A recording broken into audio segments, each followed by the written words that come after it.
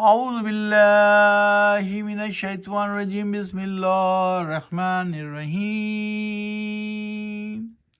ما انت الا بشر مثلنا فات بآیات ان کنت من الصادقین۔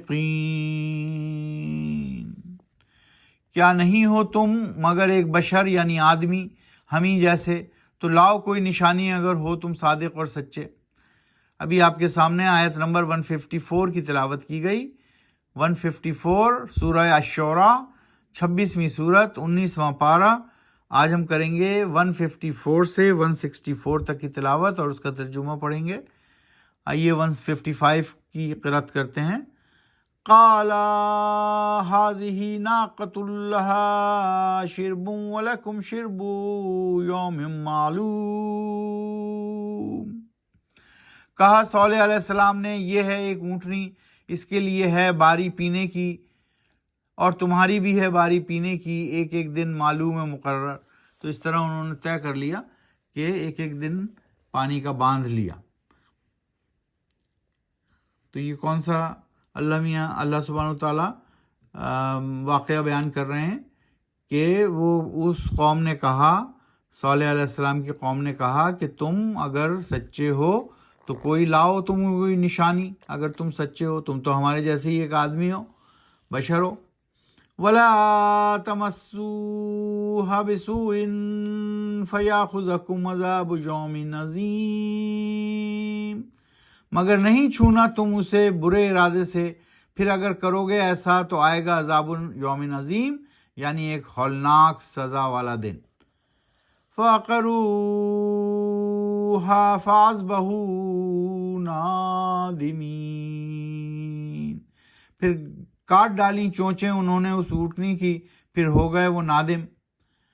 فَأَخَذَهُمُ الْعَذَابُ إِنَّ فِي ذَلِكَ لَآيَاتٍ وَمَا كَانَ أَكْثَرُهُم مُؤْمِنِينَ، تو پکڑ لیا ان کو عذاب نے، یقیناً ہے اس میں ایک نشانی یا عبرت کا سبق، اور نہیں ہے اکثریت ان کی کہ ہوتی وہ مومن یعنی ایمان والی۔ پھر وہی اللہ سبحانہ وتعالیٰ نے دوہرایا کہ صالح علیہ السلام کی قوم نے بھی یہی کیا، پھر ان کو غرق کر دیا، اللہ سبحانہ وتعالیٰ نے عذاب میں مبتلا کر دیا۔ لیکن بہت ہی کم لوگ ہیں جو ہوتے ہیں مومن یا ایمان والے۔ وَإِنَّ رَبَّكَ لَهُوَ الْعَزِيزُ الرَّحِيمُ، اور یقیناً تیرا رب البتہ وہی ہے زبردست حاکم، سب پر غالب اور نہایت رحم کرنے والا۔ کذبت قوم لوط المرسلین، جھٹلایا تھا قوم لوط نے بھی رسولوں کو۔ اذ قال لهم اخوهم لوط الا تتقون، اور جب کہا ان سے ان کے بھائی لوط علیہ السلام نے، کیا نہیں اپناتے ہو تم تقوی، ڈر، محبت، طریقہ رہن سہن اللہ کا۔ انی لکم رسول امین، یقیناً میں ہوں تمہارا رسول امین یعنی امانت دار رسول۔ تو لوط علیہ السلام نے بھی اپنی قوم کو جا کے وہی الفاظ دہرائے تھے۔ فاتقوا اللہ واطیعون،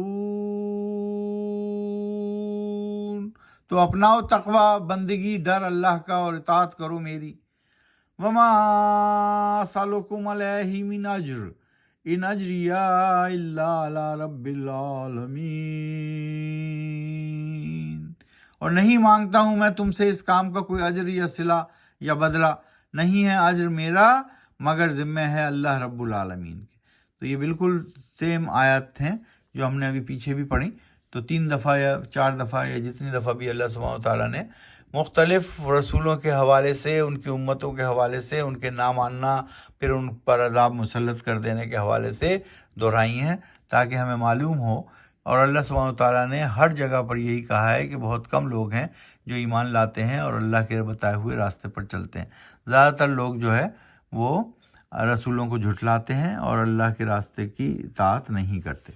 قرآن کو سمجھ کر پڑھیے، معنوں کے ساتھ پڑھیے، قرآن و سنت کو اپنی زندگی میں نافذ کیجیے۔